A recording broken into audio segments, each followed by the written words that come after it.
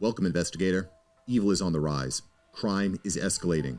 Our mission is to eliminate the crime by exposing evil, examine why it manifests, and highlight the brave souls that confront it every day. Join us as we work together to bring justice to every victim. Welcome to All Things Crime. Here's your host, Jared Bradley.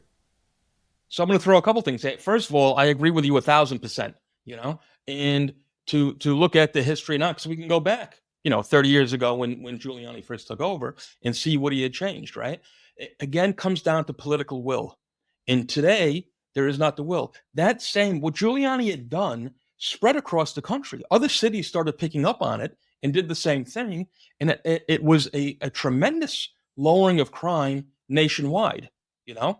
And even in some of the craziest places, because they said, look, if New York can do it, we can do it. But now politics are so upside down, all right? And and really quickly, really within the last 10 years, have, with this anti-police nonsense, have beaten things down so very much. And back to what you just mentioned about turning the second armor into a crack unit, they've how do I want to put this without sounding so, anti-police myself, but they've destroyed my police department. Okay. And they've done it through, and this started to happen back in my time, but they've done it, uh, uh, a lot of it through all of this, diversity hiring nonsense, where let me step back a little bit and go back to my time. Okay. So in the 80s, when you would, you want to join the police department, they'd give a test every 4 years, and maybe 40,000 guys would take the test, right? 40,000 people would take the test. They would take the top 10% of the people that passed that. So let's say 44,000 people, right? These people would be called. Out of those people, they all had to then go through the psychological, through the medical, through the physical fitness exam in order to be admitted into the police academy. Okay. Now, even in my time, all right, we had saw where they did away with the age restrictions. So it used to be you had to be 28. And at the time, I was a little bit scared because I was starting to get older, but I did have my military time, which would have helped me out. But then they changed the rules, so it didn't make a difference. Okay. Now, we had people who I went through the academy with, and a couple of people who I liked very, very much who should not have graduated. And yet they graduated, you know? And now, again, going back to your crack unit scenario that you just proposed in World War II there, we have a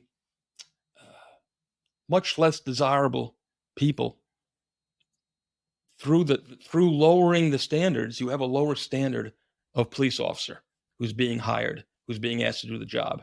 Okay.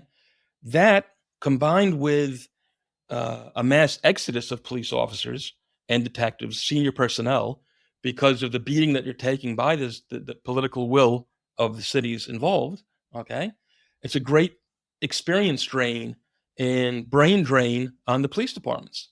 So now what you end up with is a much less, do I want to use the word formidable, police department? Okay. A much less capable police department, you know? And in the end, who do John Q. Citizen, when you dial 911, who do you want to show up? Do you really care about the race or gender or educational experience of no, you want the best possible person to show up. All right. But now the best possible people are not taking the job anymore. And it's really, really sad and very, very disheartening. And not to me, I'm talking about the people that are still doing the job. I'm long gone, but it's so sad for them. And then even worse, it's sad for the populations that they're supposed to be serving, Well, it's not because just again, sad, it's dangerous. dangerous, yes, but that's exactly what it's so disgraceful, Yeah. and Well, how many videos have you seen in just the last week where, a couple of officers and, sometimes they're just a little out of shape. Sometimes they're a little smaller. Doesn't matter. But it doesn't matter. if the criminal's fighting them and the criminal's some big dude and he's fighting 3 or 4, females, and they can't get him down, they can't get him cuffed, let alone get him in a car. And eventually he just fights away. And in fact, I saw a video I swear it was like 2 or 3 guys. They could not get this criminal down. They had him down at one point, but they couldn't get him cuffed. So he finally worked his way loose, actually got in his car and tore out of there. It's like, You see every day. yeah, but But these then again, guys, they've they're taken the limited chance. on the amount of force they can do. Well, exactly. And some of it's Exactly. them physically, and that goes down to the meritocracy thing. But again, a lot of that is policy. And if they can't use their tasers, they can't use their, well, I guess in that scenario, it wouldn't really require a weapon. But I mean, if the guy's Well, all then- jacked up on drugs and so he's And got then this they've taken- superhuman strength, They've taken it doesn't matter qualified how many immunity guys away are from on so top of many him. They're not departments going to be able to do anything. Say that again. Yeah. No, and they've taken qualified immunity away from so many departments also. All right. Which people, again, don't understand. They hear the word immunity. All right. But they forget the qualified part. All right. Qualified immunity does not mean if a police officer commits a crime, different story. He's committed a crime. But qualified immunity means somebody is hurt or, God forbid, killed, while an arrest is being made. The officer should be immune from that because he's doing his job. He's not hurting somebody intentionally, Mhm. But that's been taken away from so many departments, and it really is shameful because how is a man or a woman supposed to do their job if they're afraid of getting in trouble? They're not going to bother getting out of the car, Yeah. And then you say, well, why are they a cop at all? Well, go back to, they have rent to pay. They have mouths to feed. They took the job, because they were decent, honorable people and wanted to do it. And it turned out not to be the job that they thought they signed up for. But now they're 5-10 years in. What are they going to do? Yeah. So they stick with the job. But again, you're lucky if they show up when you call, and you're lucky if they get out of the car, And again, I'm not trying to beat up on the police. I'm trying to make people understand if you do not give the police the power and the responsibility that they need, they can't do the job. In my time, we had basically a patrolman, a simple guy, uniformed guy on the corner, back when we used to walk foot posts. He had the authority of a sergeant today. And a sergeant had the authority of a lieutenant, And towards the end of my time leaving when I was on patrol, still a uniformed police officer, they had come up with this thing where you would have, and I'm going back, 25, 30 years now.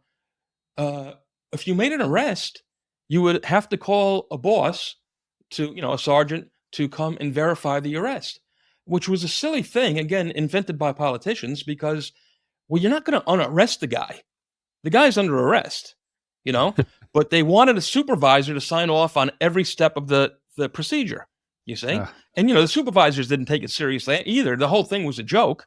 But the thing is that is, again, the politicians putting in place rules that don't serve the public, There was another thing, well, I won't get into it. It's a little, I will. It's a little longer story, a thing called, which you probably have in your city now too, a DIR, which was a domestic incident report. Okay. The domestic incident report basically just says that there was exactly that, a domestic incident. And I fully understand why it was put into to use. But what it did again is it took a lot of responsibility away from the police department by adding another step and actually hurting decent working people. All right. And you're probably going to get somebody to write in about this. All right. But it's true. There was a time when you would show up, if I came to your home and you didn't call the police, maybe your wife didn't call the police. Okay. But the neighbor said you were arguing. Somebody called the police. I showed up. What do I have to do? I have to take your name. I have to take her name and write out this domestic incident report. Okay. This is now a everlasting record of nothing that happened at your house. Okay. Now, if you have this time and time again, it's gonna be a red flag thing, right? But again, you're a red flag. And you're not creating a criminal out of incidents that have no bearing on crime whatsoever. Okay. And it creates again a criminal record because I should have back in our time shown up. Hey pal, how you doing? You having an incident? Blah blah blah blah. You worked 2 jobs this week. You're breaking your ass to support your family. All right. You had an argument with your wife. She's upset. She doesn't want you arrested. She certainly doesn't want you not being able to go to work in the morning. She wants none of that. Okay. But now I have to do something. You see, they're forcing me through this and through other must arrest situations. Okay. When there was a time I could have said, look, take a walk around the block. Give me your keys. I hand them to your wife. Let them back in when things cool off. You can't do that anymore, you know? And there are so many other things just like this that they've implemented, okay? But funny enough, once it goes to the courts, it's going nowhere anyway. Yeah. See? The onus So again when is you were there, when you're talking about this DIR, yes. so did you actually show up to places and you were forced to arrest somebody?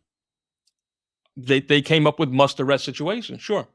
If I came, I mean, and they could be silly, they could be so silly, but now it's gotten to where police officers are actually afraid not to do things and or afraid to do things, right? And so to back that up, if I came, okay, and under this must arrest situation, okay, you and your wife again, you had a row, whatever it is, okay, and maybe she scratched your face with her fingernails. This is an injury, okay. Now it's a must arrest situation.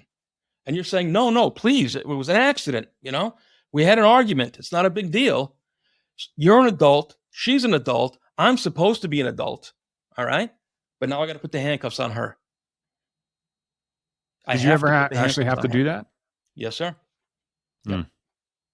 So In you fact, had to actually I could tell you haul. a very short, exact story. Okay. A mother and a daughter, okay, had an argument, whatever, and somehow in the kitchen, the daughter was nicked with a knife. Okay. And when I Hmm. say nicked, it was a tiny thing. It was not stabbed. Okay. It was not stabbed. We showed up. This was a very, very nice family. All right. Mother, father, two girls. The daughter was probably 16. All right. What in the world they were fighting about, I don't know. I had to arrest the mother. All right. I had to, not only do I have to arrest her, but by procedure, I actually have to rear cuff her, put her in the back of a police car, take her all the way through the arrest process down to central booking. Once in central booking, I explained the situation and I told the ATA, you cannot charge this woman. All right. She did not do anything wrong. But what would have happened, I had no choice anyway, because the boss was there. The sergeant showed up at the job, it must arrest situation. And it was all this whole hot thing where you had to arrest people. Okay. Again, not me. It was not me that did this. I had no choice in the matter, you know? And it's sad. But that's the opposite of course, is what's happening now, where police are now in trouble for doing their job. When it comes to Yeah. chasing true criminals, they want you to lock up for nonsense, but they don't want you to lock up the real bad guys. Yeah. Well, especially when you have these, like you said, these big hits, especially the viral videos that you see where there's like 40, 50 guys that storm into, an Apple store and they're literally ripping iPhones off of the tables and packing them in bags and running out. And, they don't do anything. It's like you can identify a license plate from just about anywhere in the country. And we have facial recognition software. We have all this stuff where, they know who these people are, but they won't arrest them. And that happens over and over and over. But, if it happens to, well, I was actually reading there's some stores in some places like San Francisco that they'll get hit multiple times a day. And then they're a small business. And, whether this is all part of a bigger scheme or something, I don't know. But the bottom line is, I know as a small business owner, if we got robbed a couple of times a day, we would be out of business. We'd be gone. There's no way we could afford that. And there's You no couldn't way that I afford it, would and put my you would be employees through that anyway. terrified. You'd be terrified to go to work. Yeah. Yeah. You'd be terrified. It's what's happening to this nation is so scary, so scary. Yeah. So, did you have any really famous arrests on in your time, especially in narcotics and things? Famous? I wouldn't say famous, but again, it's. I mean, I could tell you ridiculous stories about locking up guys. Sure. Would you like to hear? Yeah. Give us Yeah. the one that when you're hanging around with friends It's always a fun. Huh. It's always a fun story to tell. Thanks for joining us. Your attention today brings us one step closer to exposing and eliminating the evil that brings crime to our communities. Hit subscribe and share this episode. Together, we will bring justice to every victim.